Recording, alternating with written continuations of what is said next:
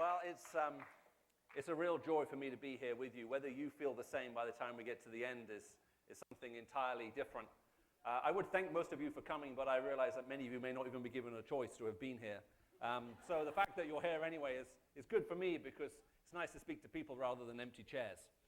What I'm going to try and do, if I can, is I want to tell you a little bit about my own story, my own background, how I became a Christian. I want to talk a little bit about truth, but what I really want to do is focus on the questions that you guys have. So here's what I'd like you to do. While I'm speaking, I would like you to think of the single most difficult question you think anyone can put to a Christian or about the Christian faith. Does that make sense?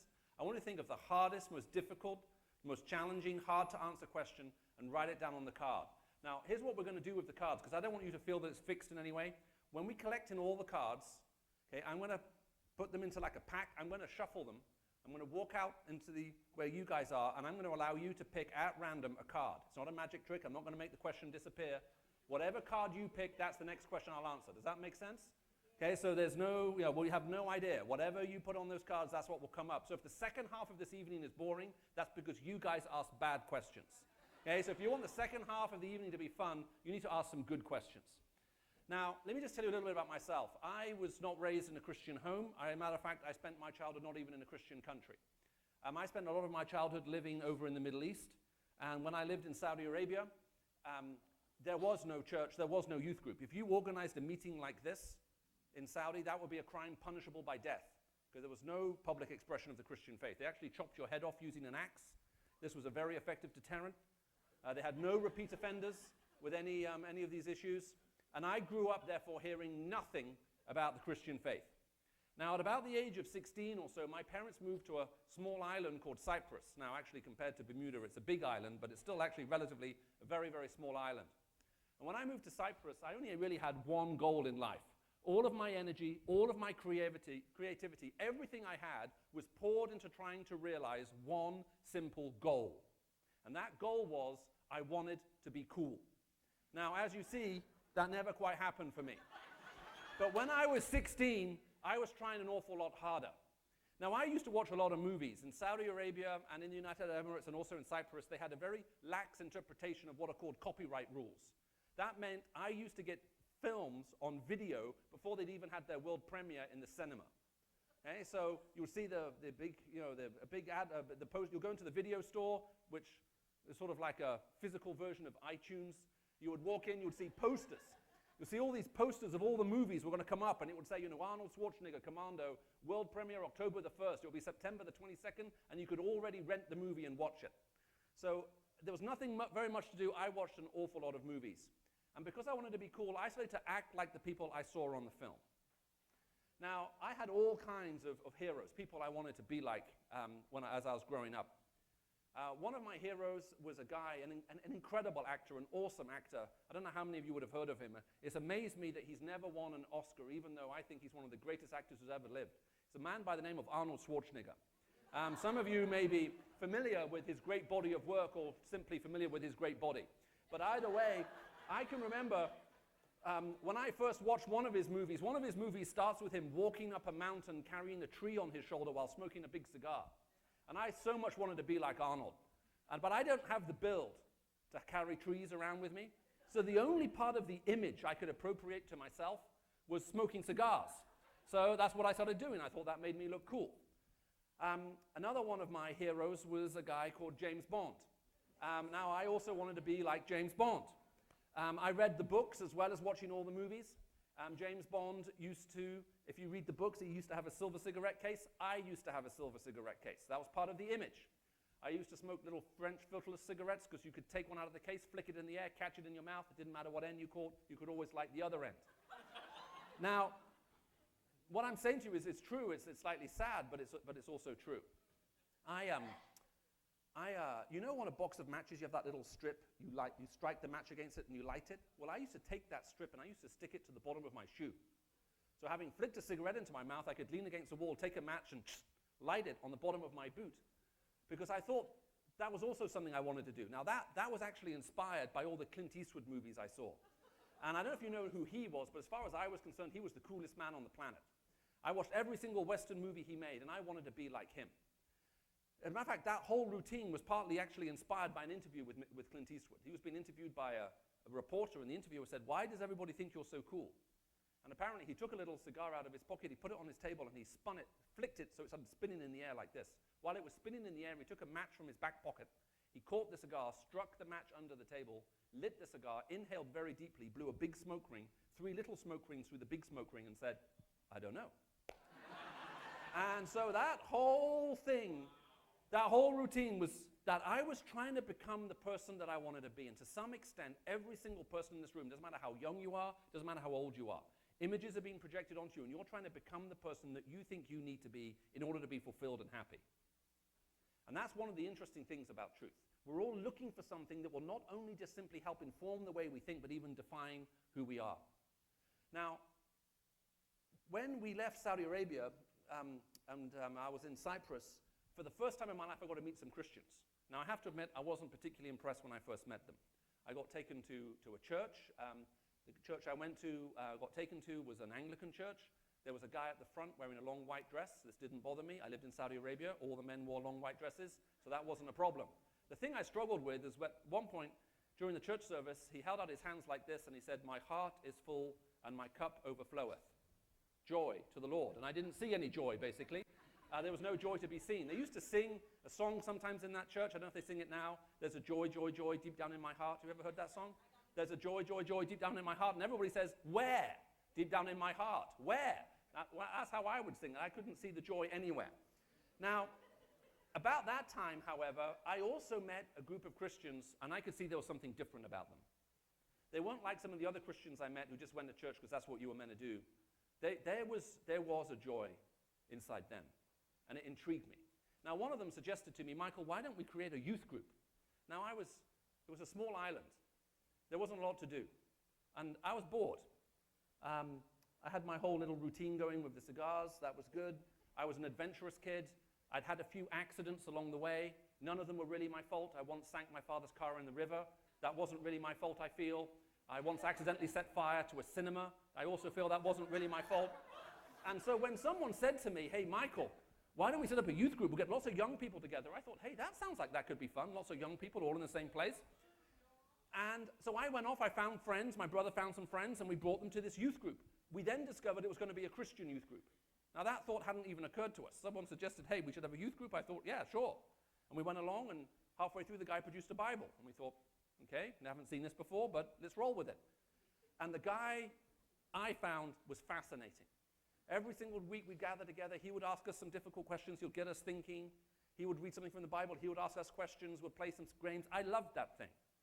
And it got bigger and bigger and bigger. Now, after about 6 months, I went one day. It was on a Friday night. It used to meet. I went along, and I said to the youth leader, he looked a bit sad. I said, "Why do you look a bit down?" He said, "Look, well, I wanted to take all of you guys away for a camp, but I can't get permission from the government." Now, without going into all the details, the government of the country wasn't really wild about any of these Christian groups, didn't want them meeting, and the government controlled every campsite in the country. So unless you got the government to give you permission, you couldn't go. Now, I looked at him. I said, "That's not a problem." I said, "I can help." He said, "You can?" I said, "Yes, I am the government. My family is half from that island, and let's just say when we want something done, we can get it done. A couple of phone calls, we can sort any problem." When we first moved to the country, we had trouble getting a phone line. We couldn't get it installed. One of my uncles came to visit our home. We'd been there in that new home for about 24 hours. And one of my uncles said to my mum, "Why are you looking so sad?" She said, "I've just been told I'm going to have to wait 6 months to get a phone installed in the house." The very next morning, the president of the National Telephone Authority personally came to our house to install the phone line and apologize in case he'd insulted the family. Does that make sense? It was that kind of family. Do you know what I'm talking about? We could get anything done. So I went home. I said, "Mum, I need you to help me." She said, "What do you need to help me with?" I said, "You know that youth group I'm part of?" And my mum liked this youth group because going to that youth group was better than sinking the car in a river. So I said, "You know that youth group I'm going to?" She said, "Yeah." I said, "We need your help." She said, "How can I help?" I said, "We need to go to a campsite, but we need to get permission." She said, "Whose permission do you need?" Well, I said, "We need the chief of police and the minister for interior. Do you know the chief of police?" My mum said, "Yeah, I know the chief of police. When I was 15 years old, he asked me to go on a date with him." I said, "He did?" I said, "What happened?" She said, "Your Uncle George came up to him, knocked out his 2 front teeth, and said if he ever spoke to me again, he would kill him." I said, "Well, look, I need his permission to go and use this campsite." So my mother rang him up, 2 minutes later, hang up the phone. She says, the chief of police says, yes, he didn't know you were my son and that you were part of this group. If he'd known, he would give him permission straight away. Who else's permission do you need? I said, well, do you know the Minister for Interior? My mum said, yeah, of course I know the Minister for Interior. I said, well, I need his permission too. One phone call later, the minister's apologizing. Oh, I had no idea it was your family that wanted to use the campsite. Of course, that's no problem. So I ring up my youth leader and say, it's all done and dusted. You've got all the permissions you need. Let's go. So a couple of weeks later, we go to the camp. I go to the camp one day early. I help set up the camp. I bring all of my friends to the camp. And on the second day of that camp, I became a Christian. So God actually had me organize and plan my own conversion. Now, what happened for me was while I was at that camp, I suddenly came to the realization that I believed the Christian faith was true. And I also realized something else. I didn't want it to be true. Now, there are some of you who are sitting in this room today and you feel that you might be in the process of losing your Christian faith. But I have two questions for you right off the bat. The first one is this. You cannot lose what you never had. Are you in the process of losing faith, or are you in the process of coming to a realization that you never really had it in the first place? There's a big difference between those two things. And number two, if you're wrestling with your faith right now, is it the question of the fact that you don't believe the Christian faith is true, or is it the fact that you don't want it to be true? Now, we're going to have to return to these questions in a minute, but that's just by the by in terms of who I am, where I come from, to give you some idea about how I'm approaching this. Now, this question of truth is actually very, very, very important, because it's going to affect so much. Every single one of us addressing according to what we actually think is important about truth and reality. Every single one of us. Doesn't matter what fashion you're wearing, doesn't matter what you're listening to, you're into stuff that you actually truly believe is good for you, fulfilling for you, exciting.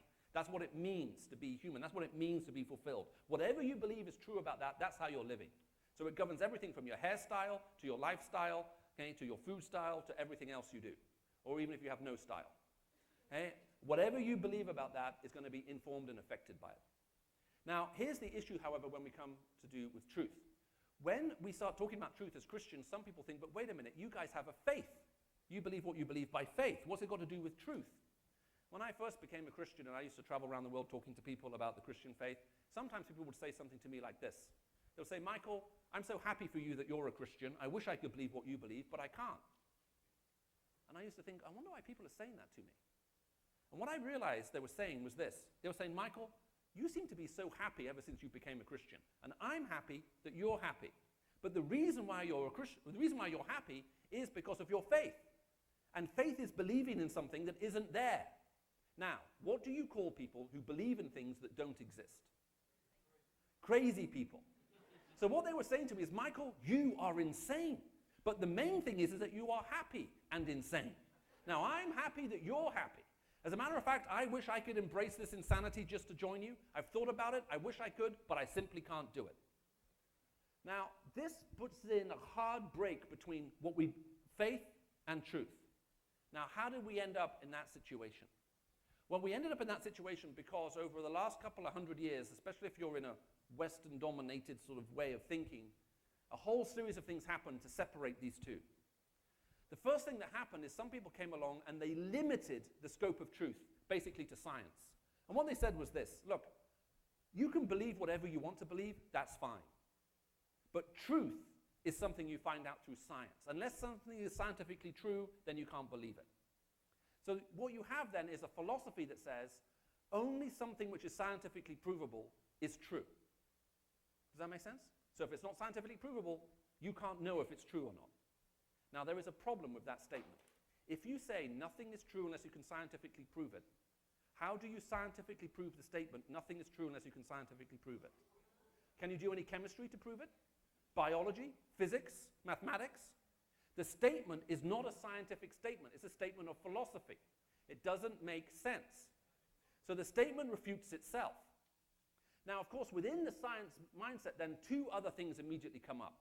And they say, but wait a minute.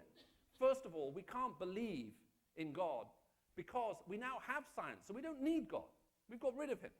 He's not necessary anymore. Now, this also reveals what we would call in philosophy as a category error.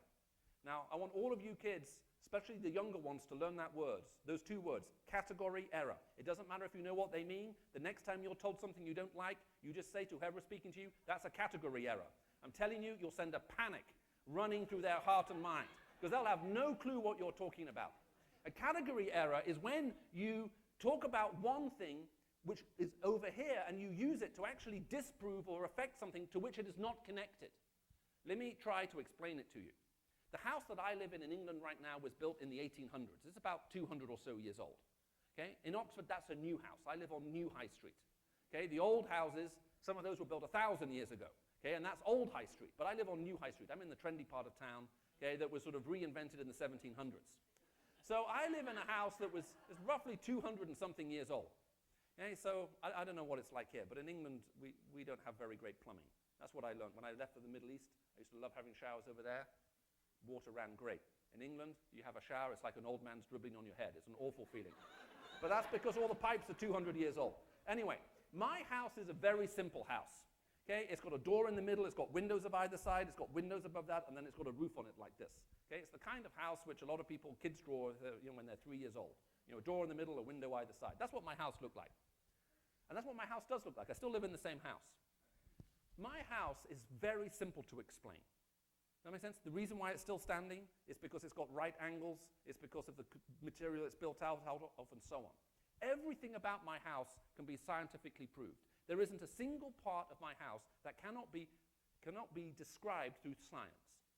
It is 100% exhaustively, completely descriptive through science.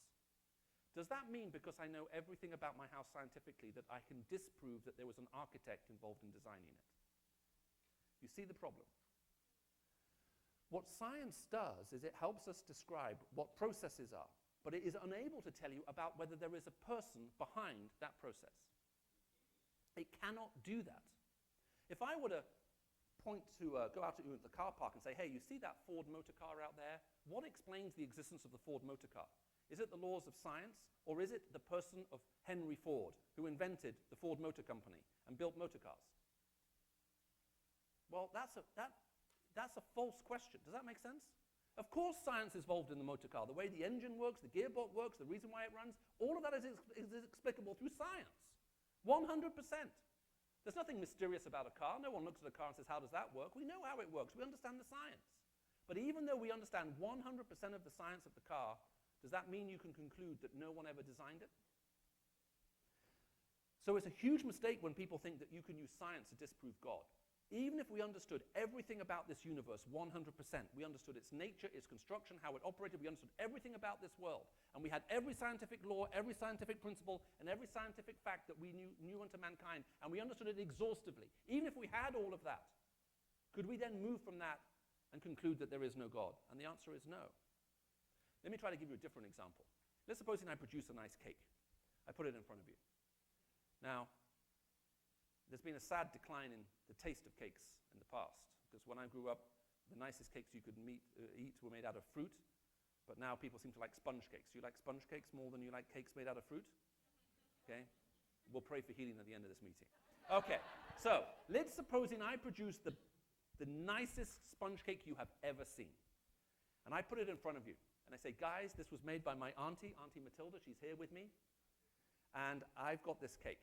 And let's suppose in the audience we've got the world's most famous biologist, the world's most famous chemist, and the world's most famous physicist sitting there. And I say to the scientists, guys, tell me about this cake. And the biologist says, well, it's very interesting you ask that. It's because of the way that the wheat is ground, okay, and because of the other ingredients that you actually put in place, that we can explain why this cake looks like it is and tastes like it does through this discipline of science, through biology. And then the chemist says, well, actually, yeah, but we've got something to say too. Because when you apply heat, you start off a whole series of chemical reactions in the cake. That's why it rises up. That's why it's got that fluffy consistency. That's why it's not like a solid, hard chocolate bar. That's why it's like a nice, fluffy, moist cake. And I can explain to you about that. I say, that's great. And then the physicist says, well, actually, I've got something to say too. Because there's a lot of physics involved in this too, believe it or not. He says, and I can mathematically model all of that for you and actually even predict what's going on and even explain why the thing hasn't collapsed in on itself after you took it out of the oven. And I look at the scientists and say, boys, that's great. Can you tell me something else? Why was this cake made? And now all of a sudden the three scientists shut up, and now my Aunt Matilda is smiling with a big smile on her face. Because there's only one person who knows why that cake is made, and it's her. And no one knows why she made it until she opens her mouth and tells it and reveals it to you and me. And And she opens her mouth and she says, well, it's Michael's birthday today, so I made him this cake. That's why I did it. But unless the person who made the cake decides to reveal why she made it, there's no way of us knowing through any form of science. Science shines an incredibly brilliant light, and it illuminates some truth incredibly powerful. And it's a wonderful thing, and Christians have nothing to fear from it. And if you're interested in science, I would encourage you to get involved in that. But it's also simply not capable. The discipline of science is simply not capable of trying to disprove whether there's a God or not. Even if we understood all the science in the world, it still wouldn't amount to any kind of disproof against him. Does that make sense? This is hard stuff. I'm making you think, aren't I? Yeah, you were hoping that wouldn't happen. Now, after this attempt to limit truth to the discipline of science, some people came along and relativized it. They basically said, hey, look, what's true for you is true for you, and what's true for me is true for me. So you can have your truth, I'll have my truth, and let's all get along together. Now that sounds nice. The trouble is when you say all truth is relative, you have a problem. If you say, look, what's true for you is true for you, and what's true for me is true for me, and that's just it, when you say it's true for you, what's true for you is true for you, and what's true for me is true for me, you're claiming that is actually true for everybody. So you're saying the truth that affects everybody is that you only know the truth that you have. So if I say to them, hey, when you say it's true, what's true for you is true for you, and what's true for me is true for me, what happens if I don't want to believe that? What happens if I want to believe the truth is the same truth for everybody? Is that permissible? And the answer is, no, it's not. And then we had one final step where people came along and denied the truth. Now that's not so fashionable anymore, but up until about 5 years ago, you'd hear that a lot. People would say something like this, there is no such thing as truth. So this is one of the hardest things I'm going to say to you now, so try and follow this. If someone says to you there is no such thing as truth, they have a problem. When you say there is no such thing as truth, you are saying it is true there is no such thing as truth. But if it is true there is no such thing as truth, it's not true there's no such thing as truth, because what you've just said, you're claiming it's true. But if it's not true there's no such thing as truth, then it's not true there's no such thing as truth. So when you say there's no such thing as truth, it's not true, so you've said nothing, but in a very complicated way. This is why one British philosopher by the name of Roger Scruton said, when someone tells you there's no such thing as truth, they're asking you not to believe them. So don't. This whole thing then about truth then becomes very important. There are all kinds of ways that we discover it. But here's the thing that I find fascinating. When Jesus Christ talked about truth, he said, I am the truth. Now, isn't that interesting? I am the truth. Jesus didn't simply say, I know the truth, I have the truth, I believe the truth, and I'm telling you the truth, although he said all of those things too. He said, I am the truth. What on earth does he mean by that? Well, first of all, Jesus Christ is claiming that truth exists because he exists. This statement only makes sense if Jesus Christ is God. I mean, if your friend came to you at school and said, hey, I have the truth, I'm telling you the truth, I believe the truth, you need to know this truth, you would understand what they're saying. How would you respond to someone who came up, offered up their hand and said, hi, my name's Michael, I am the truth? Now, there is a guy called Da Truth, I believe, but I think he means something totally different by that than what I'm talking about here. Okay? Jesus Christ claims to embody truth.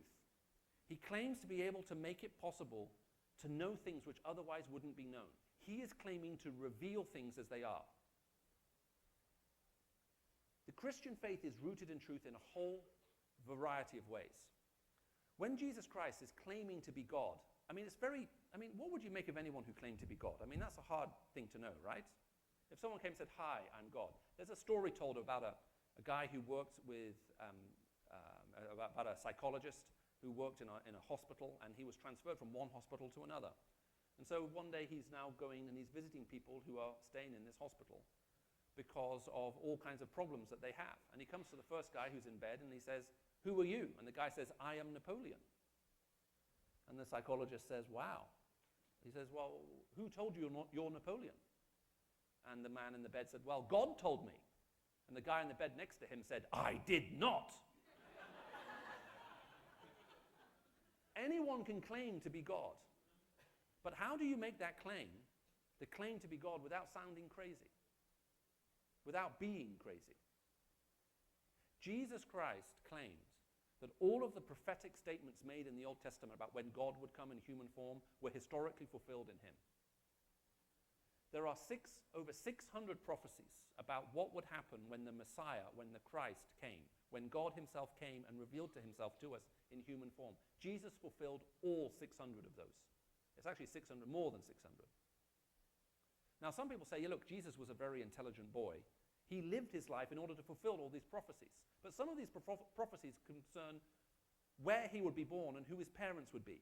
That's something very hard to control on the other side of the womb. Now, you guys have a lot of choices in this world, but you can't choose who your parents are, and you weren't able to choose where you were born. But some of the prophecies about who God is when he comes to us in human form are given to us in prophecy. So prophecy and history are two very important disciplines.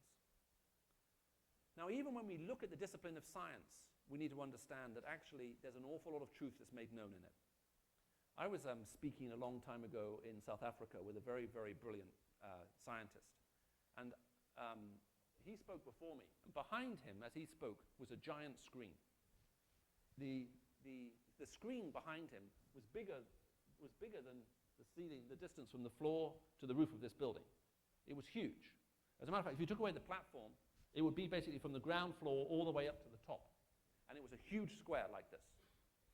And he, first of all, put up a giant slide. And he says, do you know what this is? And he then answered his own question. He said, this is a picture of the stars in the world.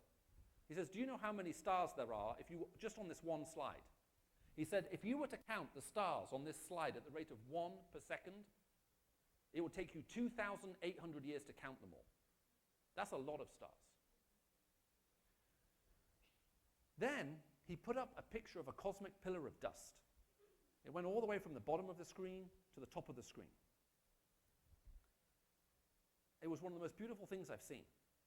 The picture was probably, 15 meters high. He walked up to this huge picture of dust in outer space, and off this big column, 15 meters high on the photograph, there was a little bit about this long, and he came and he put his hand on the screen, where this little bit of dust was that was breaking away. He said, you see the distance from here to here? He said, on the screen. He says, you see this distance? He says, that's the distance across our own galaxy. To give you some idea of the scale of this thing. Then he put up a third slide. The third slide looked like the first slide. All these little dots of light. He said, do you see what you see here? He said, every single one of these dots of light is not a star. Every single one of these dots of light is a galaxy. And then he put up a big empty square like this. He said, if I were to give you guys a pen and ask you to draw the significance of your existence in relationship to the size of the universe, how would you draw yourself? Now, have you ever felt very small? I'm sitting here, I'm about to burst into tears.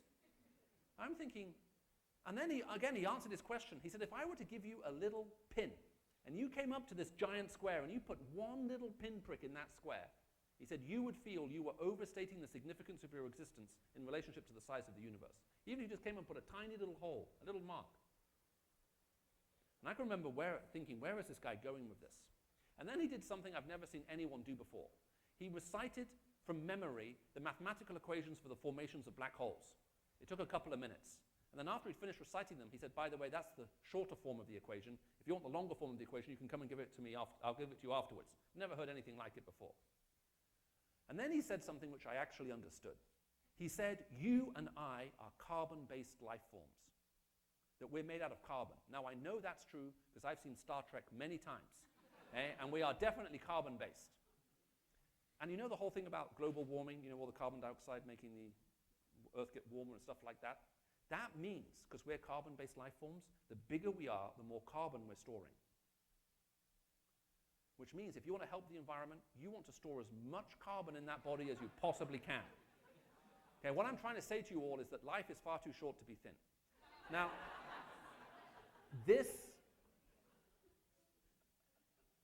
he then, having talked about carbon-based life forms and having rattled off these mathematical equations, he said, here's the interesting thing.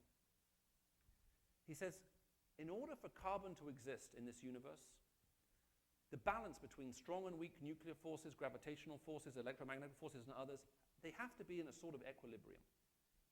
He says, and that equilibrium is only reached when the universe is about 15 billion light years across or so, maybe 13 to 15 billion light years across. That's a lot of space. But then he came back and he said this. He says, unless the universe were this big, there would be no carbon. And if there was no carbon, there would be no you. And then he put the big giant square up. He says, what is the significance of you in relationship to the size of the universe? And all of a sudden, a little stick man appeared. The stick man went from the top of the screen to the bottom of the screen, a 15-meter tall stick man. And he said, the universe is the precise size it needs to be in order for you and I to exist. What happens if none of us are actually here by chance? What happens if the truth is that someone actually created a home for us, made it possible for us to actually have existence and put us in it?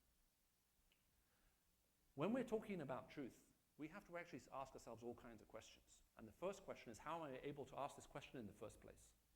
It's because God has actually created and designed a universe and put us in it. It makes it even possible for us to be here and ask these questions in the first place.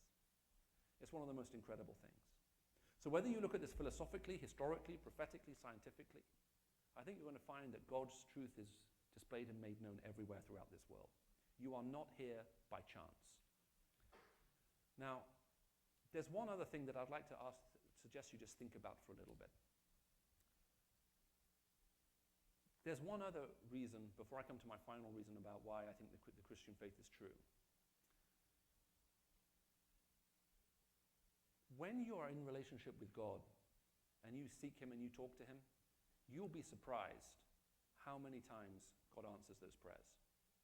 Now, we very often think of answered prayer as being coincidence. It's a bit, you know the story of a guy who had a cat? In Bermuda, do people like pet cats or do they like dogs? Dogs better than cats? Okay, let's see. How many people like cats? Show of hands. Cats? Dogs? Okay, we'll go with cats because they climb trees more regularly. Okay, so here's the story. There was this guy. Let's assume that he's a pastor of a church. And one day, Saturday afternoon, he's watching some sport on TV. And he has a couple of young kids, and they come running into his house, into his living room, and they say, Daddy, Daddy, you have to come help us. Our little cat is stuck at the top of a tree. And he comes out, and this tiny little kitten has climbed all the way to the top of this incredibly tall, thin tree in their backyard. There's no way to get it down. And the kids say, Daddy, please, you have to help us. How the kitten can never get down. But this pastor, he's a bright man. He gives it some thought. He thinks about it, and he says, kids, I have a plan. He says, go get that big rope that we have in the garage of the house. So they go get this rope, and he makes a lasso at the end of the rope. And he swings it like this, and he throws it in the air, and he lassos the top of the tree. He takes the other piece of the rope, and he ties it to the back of his car. And he says, kids, here's what I'm going to do. I'm going to drive slowly down the road. As I drive down the road, the rope will pull down the tree lower and lower and lower. And when the tree's finally low enough, you reach up into the branches and you take the cat out of it. The kids go, Daddy, you are the best daddy in the whole world. There is no one as brilliant as you. So the pastor, he gets into his car, he starts driving slowly down the road. And it's because it's a thin tree, it starts bending. It's getting lower and lower and lower. The tree's getting lower and lower. The car's inching forward and forward and forward. And as the tree gets lower and lower and lower, all of a sudden, the rope snaps, the tree springs upright, and the cat is launched into the air. Now, that's the end of the story. No, it's not. 2 weeks later, the pastor notices that a house a couple of streets away that was for sale, family have moved in. And he's a friendly guy, so he bakes a nice cake, and he goes around to say hi. And as he sits in their room, and they're cutting up the cake, and they're giving him something to drink, he's about to have a little drink of his tea, and all of a sudden, his kitten walks into the living room and sits on the floor. And he looks at the kitten, he looks at the family, he looks at the kitten again, and he says to the mother, that's a lovely cat. Have you had her very long? And the mother said, Pastor, you're not going to believe this. 2 weeks ago, it was a lovely sunny afternoon, and I was out in our backyard cleaning up the leaves. And my 6-year-old son came to me and said, Mummy, please, can we have a cat? And I said, no, we've talked about this before. You can't have a cat. And he said, please, Mummy, I really want a cat. And I said, no, but Pastor, he wouldn't stop bugging me. The only thing I could think of to say to him was this. I said, okay, little Johnny, here's what we're going to do. We're going to get down on our knees right now, and we're going to pray for a pussy cat. And if the Lord Jesus wants you to have a cat, he will send you one. Pastor, you have no idea what happened next. Now, we very often, when we hear of these things, we have a tendency to write these things off as coincidence. Does that make sense? Hey, I prayed, this happened, it's coincidence. There was a couple that got baptized in our church in Oxford. The husband was getting baptized. He was a physicist at the University of Oxford. And just before he got baptized, he was an adult, he was in his early 30s. Our pastor said to him, "How did you become a Christian?" And he said, "Well," he said, "a year ago, he says, my wife went and did this thing called the Alpha course, and she's also a scientist at the university, and she became a Christian. And I was so angry, I couldn't believe that this woman who was so intelligent became a believer." He says, "So I brought a diary, like a diary, and every day I asked my wife what she was praying for. And every day I split the day in half in the diary, this pocket diary he had, and I wrote down everything she was praying for. And I wrote down prayer and an answer, and I divided every day in half like that. And at the end of a year, my plan was to wrap up this prayer diary, give it to my wife, so she could flick through and see every day what she'd been praying for and see all the blank space on the other side, as a way to help disprove to her that what she'd now come to believe, to prove to her it was a load of rubbish." He says at the end of the year, he says every time, every day, anytime I noticed any of her prayers were answered, I took a note. And at the end of the year, I read that prayer diary, and it was so incredible. At the end of the year, I gave my life to Jesus Christ, and I became a Christian too. The Christian faith is not just simply some kind of abstract relationship, thinking that there is a God. It's about entering into a relationship with him. Now, this is where Jesus talks about I am the truth is probably the most scary bit. When Jesus said, "I am the truth," he is literally saying, I am the one through whom which things which are hidden are made known. If you want to know what God is like, Jesus said, you look at me. You want to know what this world is really like, you look at it through me. You want to know what you are like, you look at it through me. I reveal things as they really are. Now, there's something scary about that. Because if someone were to reveal the truth about your life, chances are you wouldn't be too happy about it. When someone claims to be the light and be the one that can reveal and expose every area of our life, that's a little bit scary. Because when things are revealed as they are, we're in trouble. Do you know I'm telling a lot of story about pets today. I don't know why. Do you know the story of a couple who had a pet rabbit and they went away on holiday? Lived in Bermuda. They went away on holiday for 2 weeks. And it was a pet rabbit. It was partly a science project. And they said to their next door neighbors, "Hey, while we're away, would you mind watering the plants in our house and also just looking after the house for us?" And the next door neighbors say, "Yeah, sure, we'll do that for you." Anyway, 2 weeks later, they're having breakfast, and all of a sudden they go, "Wait a minute. Our next door neighbors, we promised we'll go to their house and water their plants while they're away, and we forgot." So they walk around to their next door neighbor's house, and while they're watering the plants inside, they let their dog run around in the yard outside. And just as they finish watering the plants, the dog comes back into the kitchen, and in his mouth is a big, white, dead bunny rabbit. Bits of fur hairing off it. It's like it just looked like it's been dragged through the dirt. And the mother goes, "What are we going to do?" So the father says, "Okay, I have a plan." He takes the dead bunny rabbit, he puts it in a box, he drives to a local pet store. He walks in, he takes the bunny rabbit out of the box, he puts it on the counter, and he says to the owner of the pet store, "I need a rabbit this size." So the guy looks at it, he has a wander around, and he comes back, and he says, "Look, this is more or less the size of that dead one." He goes, "Great, I'll take it." He puts the live bunny rabbit back in the box, he drives to his neighbor's house, he puts the bunny rabbit back now in this little cage in the garden, and they go next door, and they hope that nothing, that no one notices anything. Well, a couple of hours later, their next door neighbors, they arrive back at their house, and they walk into their house, and about 5 minutes later, they hear this uncontrolled screaming. The kids, the mother, the father, they are like screaming and screaming and screaming. They are terrified. And a few minutes after that, the family come running out of the house, and they start knocking on the door of their neighbor. They open the door, they invite them in, they say, "Did you have a good holiday?" They said, "Yes, but something amazing has happened. We can't believe it. Did anything unusual happen in our house while we were away?" And the other couple say, "No, nothing unusual at all. Why do you ask?" And the mother said, "Just before we went on holiday, our pet rabbit died, and we buried him in the back garden."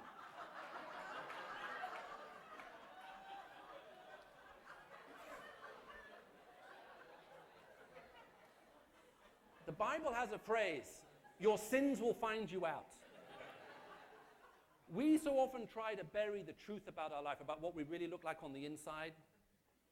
The trouble and the scary thing is that when you step into the light of Jesus Christ, the way we really are is revealed. This is why in John chapter 3, you read a very famous verse that we often, trouble is we stop there. In John 3:16, we read that for God so loved the world, he sent his only son, that whoever believes in him should not perish but have eternal life. But then we forget the next verse. This is the verdict. Light has come into the world, but we prefer darkness. The simple truth is that when you come into the presence of the one who is the truth about your life is revealed. And it makes all of us uncomfortable. One of the reasons most of us struggle with the idea of drawing close to God is that we're scared if we get too close, the truth about what we're really like will be revealed. But the incredible thing about what Jesus Christ came to say was that he invites us to step into the light, not simply to expose us and reveal us. He asks us to step into his light so he can transform us and change us. He is actually able to transform and change what has gone in our heart and life and actually make us different and new. And that is what is right at the very heart of the gospel. Well, I've definitely talked for long enough. I said I'd finish around 8:20. And we started 3 minutes late, and I finished 3 minutes late, so I think we've actually more or less done it. So here's the part now where you get to ask me questions. I say, I'm happy for you to ask me any question you want to. Maybe you want to ask, how do you know if the little light goes off when you close the fridge door? Okay? There's a question that keeps some people up at night. The answer is get into the fridge, close the door, you'll find out if the light goes off or not. You can ask any question you want. What we'll do is we'll gather up all the questions that we possibly can. Okay? You have opportunity to write them down. Okay, I'm happy to also to take some questions live. There's a guy at the back with a big bag. There's a guy over there too. Write a question. When you've got it, hold it over your head. They'll come up to you, put it in the bag. Okay, you got your question already written out. Okay, look, there's some down here to be collected already. I'm going to draw the questions out at random. Okay, we will then just see how many of the questions we can do. Is that okay?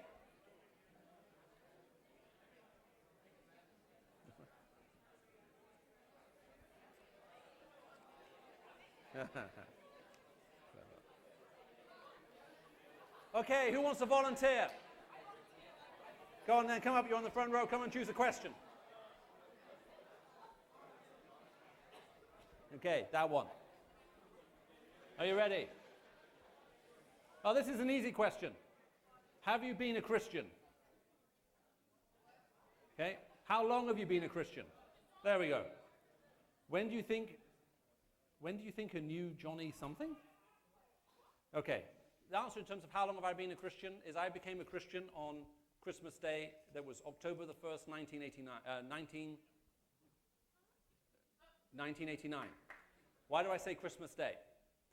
At the camp on the second day, we all woke up and there were Christmas trees everywhere, there were Christmas lights everywhere, there were Christmas decorations everywhere, we had a Christmas dinner all together, and then someone stood up and explained that Jesus came into this world for all of life, not just for Christmas. And that's when I suddenly thought, I actually think the Christian faith is true. That's when I actually came to that conclusion, and it made me so miserable. The reason I was miserable was I thought God would stop me doing everything that made me have fun. Does that make sense? And everything I didn't want to do, like go to church, he would make me do, and so life would become really bad. So I was very, very happy before I was a Christian, and it felt like by becoming a Christian, I'd become less happy. Does that make sense? So I didn't want to become one. By the end of the talk, I thought, I think I've actually come to the conclusion the Christian faith is true and real. Now I have to do something about it. We were camping on a mountain called Mount Olympus. It's the tallest mountain in the country. I went up and climbed on top of a rock that was overlooking a valley. I chain smoked my way through 40 cigarettes. And there was a girl sitting next to me, and I said, I don't think I'm good enough to be a Christian. And she looked at me and she said, I don't think you understand it yet. She says, you can never be good enough to be a Christian. When you make a decision to be a Christian, you don't make a decision to be perfect. You make a decision to be forgiven. And I thought, actually, I think that's true. So then I went back from that camp and went and found a few of my friends. And I said to them, guys, I need to tell you something. I'm going to become a Christian tonight. So from now on, I won't be enjoying myself anymore. I then went and found one of the leaders. I said, I need you to pray with me. I want to become a Christian tonight. And far from falling into some kind of deep depression, which is what I thought would happen, it was one of the most joyous and fulfilling moments in my entire life. And it's something that I've never forgotten, even though it actually happened a long time ago now. Who wants to pick the next question? You want to go? Okay. Why or how can a loving God say one group, Christians, are going to heaven and everyone else is wrong and going to hell and die? Didn't he make us all and love us all? This is a really, really good question. And the answer is yes. God does love everybody, and God makes the same offer to everybody. No matter where you are, where you were born, where you grew up, God makes the same offer to everyone. There is only one way to God, that's through Christ, but there are many ways to Jesus Christ. Now, so the question as it goes, if I understand your question correctly, to make it a bit more philosophically harder, is this. If God is loving and hell is real, then why isn't God doing more to save people who haven't heard? What happens to people who live in remote parts of the world and they never hear about the gospel? What happens to them? When I first started doing what I'm doing, I got to meet a guy called Lazarus. He's Iranian. His name is Lazarus. He and his wife were an amazing, really amazing couple. The first time I ever visited his home, on his desk he had a picture of 35 pastors working in Iran. At that point, this is about 30 years ago, of those 35, 20 of them had been killed for being Christians. And as he was showing me the picture on his desk, his wife leant over and said, "Tell him the story about this guy." And she pointed to one of the guys in the photograph. The story was with this guy was that he was driving through northern Iran in a very remote area. And they stopped to put petrol in their car. Do you say petrol or gas in Bermuda? Gas. He stopped to put gas in his car. Okay? In England, you put petrol in a car. Gas is something that your body produces that you don't want to talk about. So they stopped to put gas in the car and also to buy some water. As the husband was going to get out of the car, the wife grabbed her husband's arm and she said, "Do you see that guy over there leaning by the kiosk? And by the kiosk where you go to pay, there was a guy with a big beard and a machine gun over his shoulder." The wife said to him, "I think you should give that guy a Bible." Now the husband looked at the beard, he looked at the gun, and he said, "I don't think that's a good idea." The wife said, No, give him a Bible. I think that's what you should do." Anyway, she put a Bible in his pocket. They walked into, after he'd filled up the car with gas, he walked into the kiosk to pay. The guy with the gun followed him inside. A few minutes later, the husband came out, carrying bags of water. The guy with the gun came out, leant against the wall. The husband got into the car, and they drove off. As they were driving off, the wife looked at the husband and said, you didn't tell him you didn't give him the Bible, did you?" And the husband said, "No, I prayed about it. I don't think it was the right thing to do." She said, "You should have given it to him." He said, "No, I shouldn't. The guy had a machine gun." The wife said, "You definitely should have given it to him." He said, "No, I shouldn't." The wife then bowed her head in the car, and she prayed out loud thus, "O Lord, on the day of judgment, may this man's blood be on my husband's head and not on mine. He's the one who wouldn't give him a Bible." At this point, the car stopped, and they had a friendly discussion that married couples sometimes have with each other, which ended with the husband saying, "If you want me to die, I will." He got back into the car, he turned the car around, and they drove back into the station. The husband got out of the car, walked up to the guy, gave him the Bible out of his pocket, turned around, and started walking away. And as he walked away, he heard this huge crash behind him. And as he turned back around, and this guy had fallen onto the floor and knocked some things over. So this guy went over to him and picked him up off the floor and said, "Are you okay?" And this man said, "Yes." He said, "I don't live here." He said, "I live 3 days' walk from here. But 3 days ago I had a dream in which an angel came and told me to wait into this place until someone gave me the book of life. So I want to thank you for giving me this book." Your question assumes that a loving God somehow is going to find it difficult to reach people in remote areas and not give them a chance to actually find him too. And I don't believe that's true. In the book of Romans in chapter 1, it says that on the day of judgment, no one will have an excuse before God. Literally, no one will have a reasoned defense before God. When God passes his judgment, no one will say, "Hey, wait a minute, what about me? It's not fair." What we're told is that when God exercises his judgment on that day, everyone will agree that his judgment was fair and just. So you can completely trust him. There's only one way to heaven, that's through Christ, but there are many ways getting to Christ. And as soon as you put your trust in him, you will actually find that connection with God. And he's able to deal with the hard cases and the remote people who are a long way away. Does that make sense? He can do that too. It's one of my huge privileges as I travel around the world to meet these people. Let's walk down this bit too. So who wants to pick a question? You want to go? Why, in some places, can you be punished for being a Christian? Okay, well, it's very sad to say that in some countries of the world, being a Christian is illegal. As a matter of fact, in some parts of the world, being a Christian, you will die if you become a Christian. It's a criminal offense. Now, I know that might sound scary to some of you. All I can say is this. I have the pleasure of sometimes going and visiting some of these countries. You have to sort of sneak in a little bit and sometimes sneak out.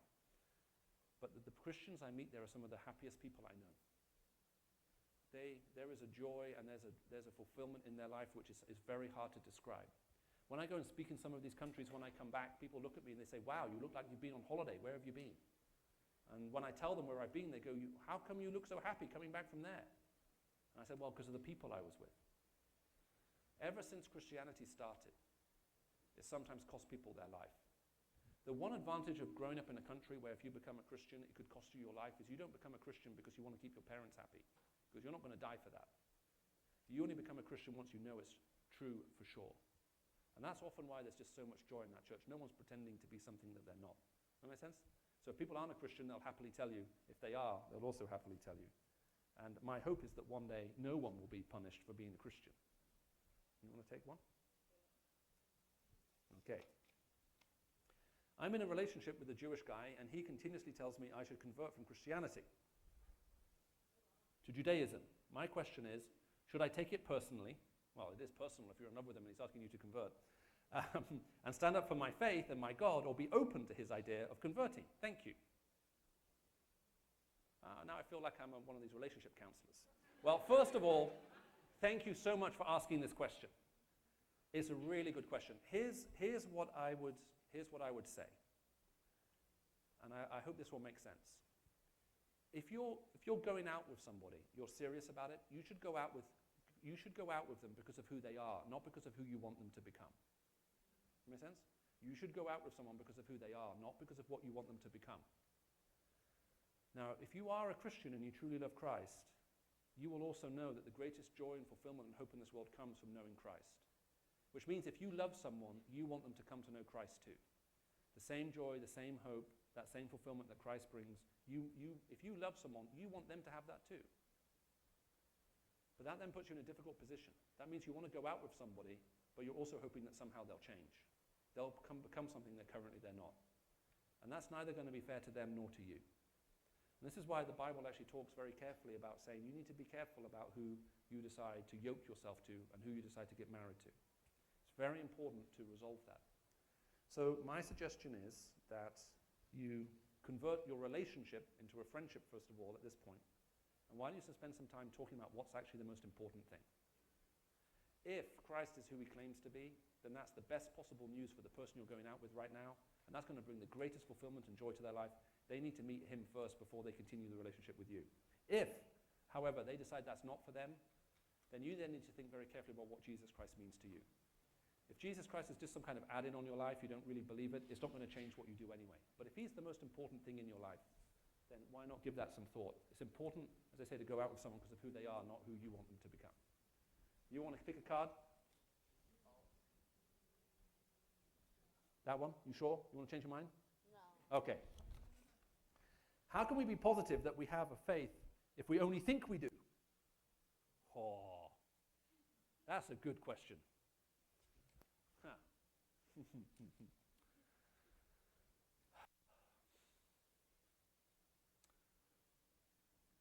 Well, here's the first question for me to ask you.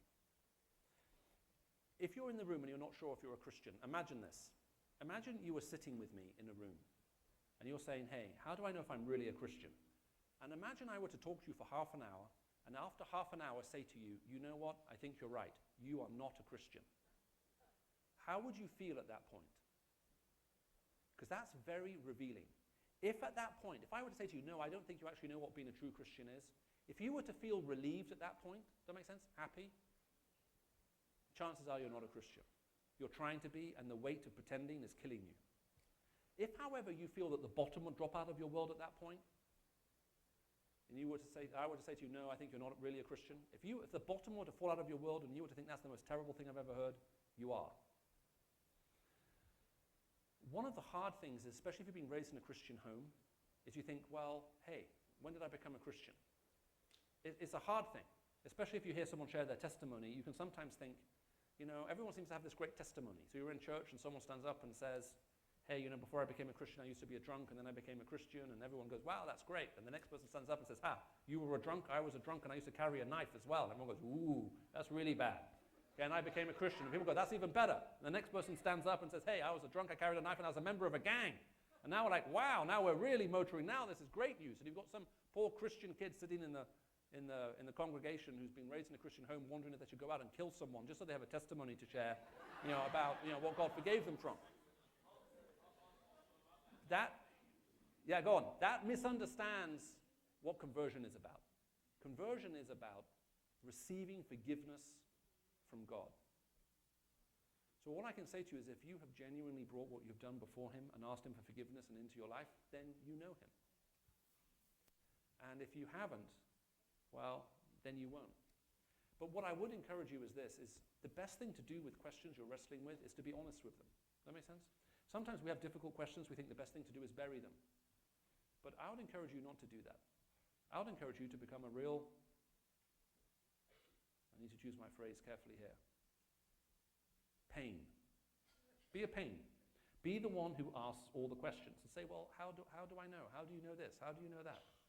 If you get an answer you don't like and it makes no sense, then ask the question again. That's how we all learn. Does that make sense? All of us learn in this life by asking questions. So maybe you are, and what you need is reassurance. You need to go deeper into that relationship with Christ. Maybe you've grown up in a Christian environment, but for whatever reason you've never actually come to that moment of entering into that relationship with him. Either way, it's worth asking the questions more to find out. But that first test is very instructive. How would you feel if someone were to tell you that you're not a Christian? Would you be happy about it and go, okay, well, if I'm not, that's good news, because then I need to find out what it is? Or would you feel really distraught and think, no, you don't understand me? That tells you something about yourself. Go on, I'll come further back into the room. I saw your hand go up straight away. So you can pick a question.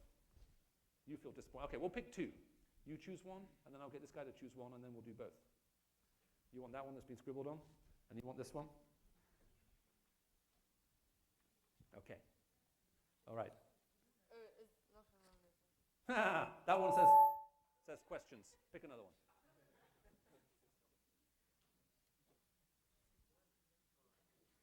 I just hope. Okay. This question, at the bottom of it says, just kidding. So, help us in understanding and thinking. So, how come most teenagers make the wrong decisions all the time? Most don't trust themselves. Temptation's what's going on in everybody's life, and we do it because we're used to it, and we can't. But how do we stop it? I think I've got the question right. Well, it's true, a lot of us make really bad decisions. And some of that, again, is going to have to do with just exactly what you're doing with Jesus Christ right now.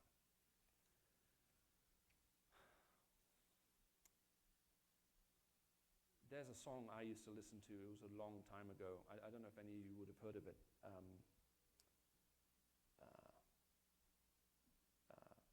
It was a rap song. Believe it or not, when I was a teenager, I was so into rap music. The chorus went, why are we so blind to see the ones we hurt are you and me? I don't know if any of you are familiar with it. It was a very powerful, strong song. One of the lines of the rap went something like this. They say I've got to understand, but there's no one here to teach me. If they don't understand, then how can they reach me? I guess they can't, I guess they won't, I guess they front. That's why I know my life is out of luck.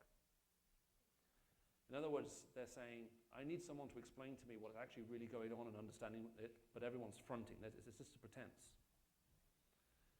So there's a lot of pretending that goes on in this world. That's one of the reasons why, if you're a teenager, you're part of one of the most lonely generations that's ever existed. We currently live our lives online where we pretend everything looks great and fine, and we post photographs about how wonderful everything is, but actually everybody's simply faking it.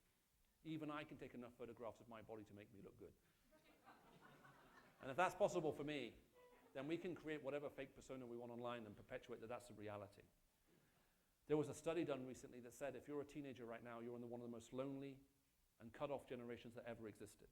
One person said it like this: when you're online, happiness is compulsory. You can never admit that things are going wrong. They said that being online is probably the single most lonely place to be. We're all pretending all the happiness is fake, and we have no chance of finding the real stuff. I would encourage you, if you're struggling with something, the best place to be is to be in a group where you can actually be honest about some of those things. So I would encourage all of you, if you possibly can, especially if you're part of a youth group, even if I have to find a way to do it anonymously, to say, look, can we actually write down some of the real issues that we're actually struggling with? Because all kinds of things are going to come up. Things that you're tempted by, things that you give into, things that you feel should be good for you, but they actually end up hurting you. And part of what you do to break the power of the control of those things over your life is, first of all, own up that there's an issue, and second of all, you share it with a group of people who actually care about you, and you'll find it actually helps change and transform what's going on. So if that question's coming from your heart, I don't know who wrote that question, I would just urge you, find a place where you can be real enough to ask those questions and talk about it. It has to be the place where you start. This next question is, how did the earth split up? I'm assuming by that you're talking about tectonic plates, maybe, rather than the earth itself splitting up from another earth that they were going out together with. Or sort of being cracked open like an orange. Is that what we mean, tectonic plates? The formation of continents and stuff like that? Is that what the question is? I'm almost tempted to recommend a book here called Rare Earth, which actually talks about that kind of thing, but it may be a little complicated. Let me just say something about the continents and tectonic plates. The fact that, do you know the reason why we have an atmosphere that's breathable and possibly even water that we can drink is because of how tectonic plates actually work in this world. There's a book written by a very famous scientist called Rare Earth. Now, unless you're really keen on science and you like reading stuff, this is a university-level book. I would recommend reading it. It actually talks about how is it possible that the earth in which we live creates, how is it the atmosphere can be, how is our atmosphere sustained that actually creates life? And one of the interesting things that you actually learn if you read that book is that how tectonic plates move and interact is actually part of the answer to that. It's written by one of the world's leading geologists. It's called Rare Earth, if you're interested in it. So why don't I just leave that there and we'll pick something else. You want to pick one? What time do we have to finish? We're going to have to finish soon. If someone asks me, how are you sure that you're believing the truth, how do I answer them? How can we be sure that Christianity is true? Okay, well look, so let me just run through that again. If you want to know if Christianity is truth, you've got to ask yourself a couple of questions. Is it historically true? Did Jesus Christ really exist? Whatever happened with the resurrection? The first thing that happened for me when I was a non-Christian, the first thing that made me stop and think, was I was asked as a non-Christian to look into the resurrection. So I did some research, I did some reading, and guess what I found out? I actually came to the conclusion that I thought Jesus Christ did rise from the dead. It confused every Christian around me because I didn't become a believer at that point. People said to me, but why don't you believe? I said, well, Jesus rose from the dead, so what? Even if it happened, which seems unlikely, but it seems the only possible explanation, but even if it did happen, how does that affect me? But it did at least start me thinking, why on earth did it happen? So I'll say, look into it historically. Why not look into the fulfillment of prophecy? Why not look into the claims, what it actually claims to actually be true? Why not even look at it in terms of what actually makes sense of the kind of universe that we live in and why it looks like the way it is? But the biggest single question you need to ask yourself is, who is Jesus Christ? If Jesus Christ is God, then that puts him on a different plane. Jesus Christ isn't a prophet coming to tell us about God. He's actually coming as God to tell us the way things actually are. It puts us on a whole different level. Now we're going to rapidly run out of time. Who wants to try and pick one? We're going to pick out at random all the ones that we can in the next couple of minutes. And then, okay, how many questions are here? Okay, here's what I'll do. My staff are going to love me for this. If you have a question here that hasn't been answered by the time we have to call time out for you to go and eat pizza, if you come and find your question and write your email address on it, I will make sure that one of someone who works with me, one of the staff or one of the guys who's studying with us apologetics in Oxford, will write to you with an answer to your question. How does that sound? Does that sound fair? Otherwise, we're going to be here till midnight. Now, I'll say one other thing too. As an organization, as RZIM, we do something called Reboot. It's a form of youth apologetics. And if you come and speak to Jim Wigglesworth, who's down here at the front, and you give Jim your ID, we will send you a link where you can actually find that and listen to it, because maybe your question's been answered on there already. And as a matter of fact, after this, if you want just any general information about who we are and what we do, Jim's a good guy to speak to. Be nice to him. He used to play professional rugby. He stopped playing when he got a back injury, and that's why he now looks after me. Okay, so treat him with respect. Otherwise, you may have an unexpected meeting with the floor.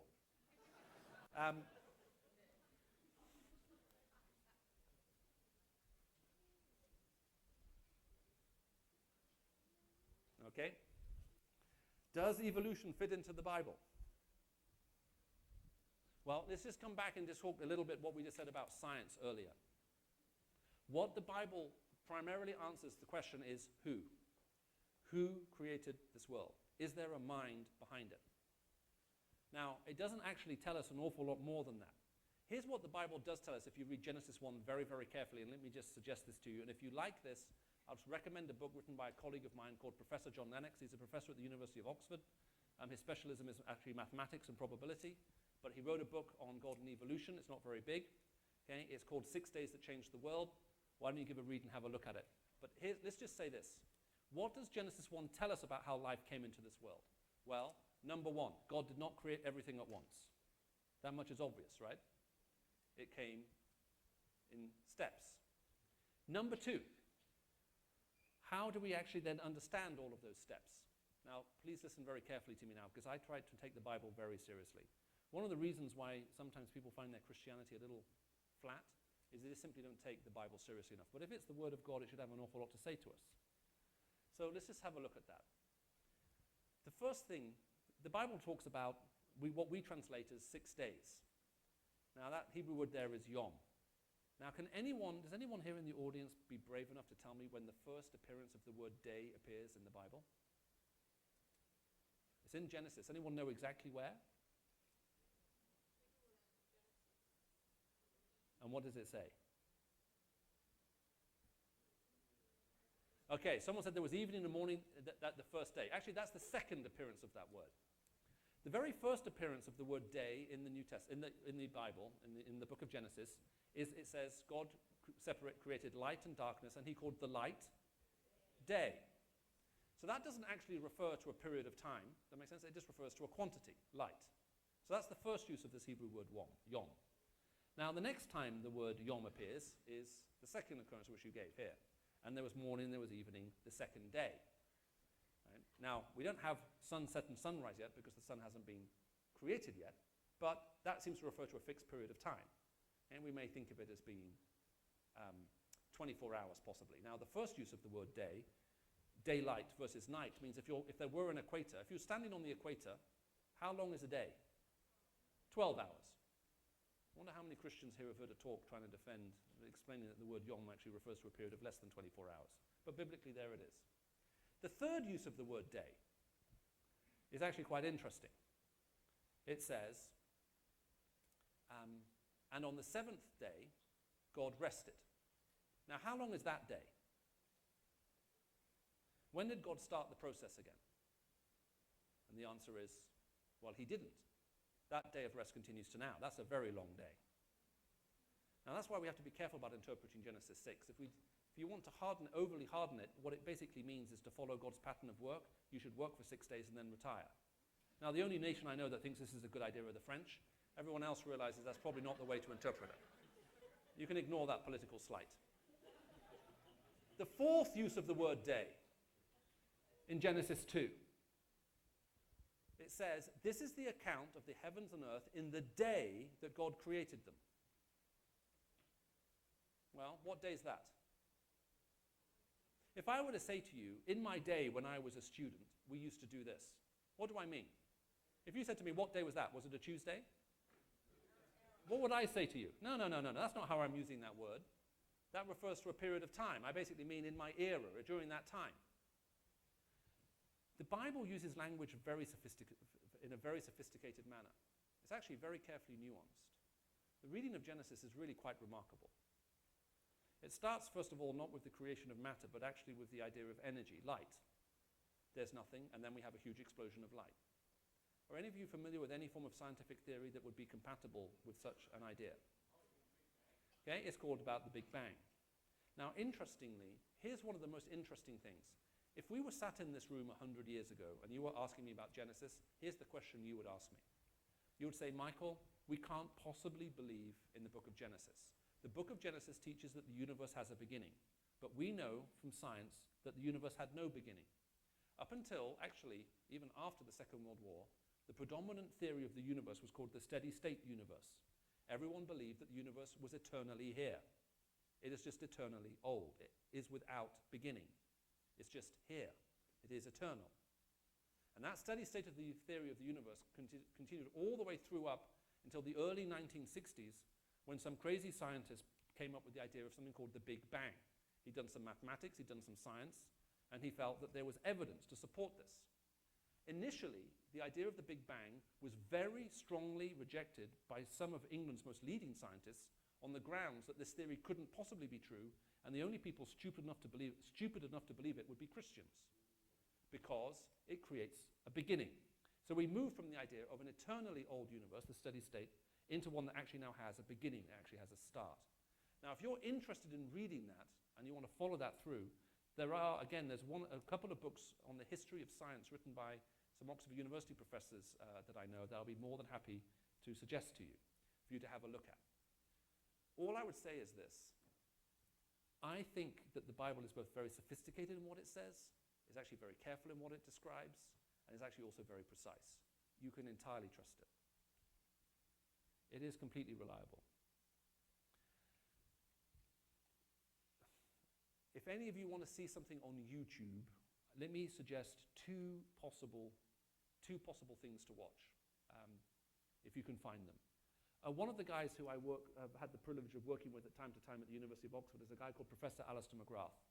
Alistair did his first degree in biochemistry at Oxford University, then he went on to do his master's degree and then his doctorate in biochemistry. When he was doing his doctorate in biochemistry, he got converted and became a Christian. While doing his doctorate in biochemistry, he did an undergraduate degree in theology, which meant in 1978 he graduated 3 times to the University of Oxford. He got a PhD in biochemistry, an undergraduate degree in theology, and also a master's degree all in the same year. When I interviewed him to appoint him to come and work with our center, I said to him, 1978 was a very good year for you. You graduated 3 times, congratulations. And in case you're wondering, that is not that common. The guy's reasonably bright. Now, as you would expect of someone with 3 degrees in science and 3 degrees in theology, he's also given a lot of thought to this whole science question. And if you Google Alistair McGrath, you'll find various little videos of him, and some of these things he'll actually talk about the history of science as it pertains to this. You may find it very helpful. The other guy who I would recommend maybe having a little listen to, if you're interested in this, is another friend of mine at Oxford called Ard Louis, A-R-D-L-O-U-I-S, like the French king. Ard Louis is the head of theoretical physics at the University of Oxford, and he has a lovely little video in which he explains why, as a theoretical physicist at one of the world's leading universities, he believes in a God who does miracles today. If there's one thing I want to dispel for you, it's this. A lot of people have the impression that if you're a scientist, especially if you're a serious scientist, you must be an atheist. Now, I can't tell you how wrong that is. As far as I can tell, in the physics, biology, and chemistry departments at the university of the town I go to, the University of Oxford, more than half of them believe in God. So it just simply isn't true that if you're a brilliant scientist, that you're not going to believe in God. That's just simply not true. A couple of years ago, when I was in South Africa with Professor John Lennox, he'd been invited to give a lecture by one of the leading universities in that city. When we came out of the auditorium, there were posters all outside the auditorium. There were about 1,000 people inside. It's an annual lecture the university put on. And as we came outside, there were posters absolutely everywhere saying, don't listen to John Lennox. The guy doesn't know what he's talking about. Come and hear a real scientist speak. And what they had done is they'd been in contact with another professor at Oxford called Richard Dawkins. And what he said to them was, look, John Lennox believes in God. I think he's crazy. You need to go and find the best scientist that you have and have him put on a different lecture to explain why God doesn't exist. Now, on Thursday night, neither John or I could actually go to this particular lecture. So one of the students went instead. They came and found us later that evening. And I said, what happened at the lecture? He said, well, there were about 50 people came. He says, and the head of evolutionary biology here at the university gave a 1-hour lecture.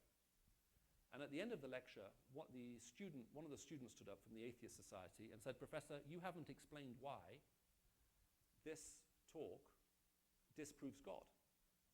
And the scientist said, oh no, this talk doesn't disprove God at all. He says, that's why I'm a Christian. Now, what had happened is the students had rather foolishly taken this atheist professor in England at his word. What the atheist professor said, hey, you find a world-class scientist who's world famous and renowned in their field, they're going to be an atheist. You can't be a world-class scientist and believe in God at the same time. And so they believed that. They went and found the most famous, well-known world-class scientist at their university and asked him to come and speak on atheism, never bothering to ask him whether he believed in God or not. They just assumed he had to be an atheist. So don't buy into that lie. That's just simply not true. And if any of you are sitting here and you're interested in science, rather than not study it, I would encourage you, go and pursue it.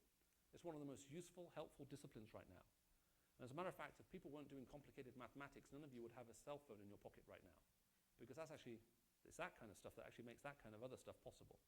Look, you've listened really, really well. It's coming up just until after 9 o'clock. I want to just finish this time, though, with one word for you. So I'm wondering if you'll just indulge me for 2 minutes. I started off by saying that some of you are sitting here and you think you're in the process of losing your faith, but actually it may be possible that you never had it in the first place. And I also said that it may be possible that you're here and you've never actually come into that relationship with Christ in the first place either. Knowing the person of Jesus Christ is one of the single most transformative things that can ever possibly happen to you. The reality and the truth that's contained within it doesn't just simply inform your life, it changes who you are through and through. It's the single most important step that you could ever make.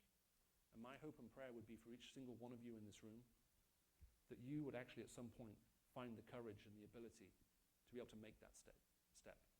Don't hang back from becoming a Christian because you're scared of missing out on what life has to offer.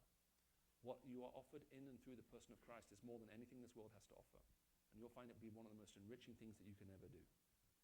Well, look, you guys have all listened very well, and I want to thank you. If you want to come and find your question and write your email at the bottom of it, okay, we will then do our utmost then to try and get someone back to you to answer it for you. Otherwise, enjoy your pizza, and remember, it's the left-hand side of the room first, and that's the side of the room I was on, by the way. Okay, so that's where I'm going.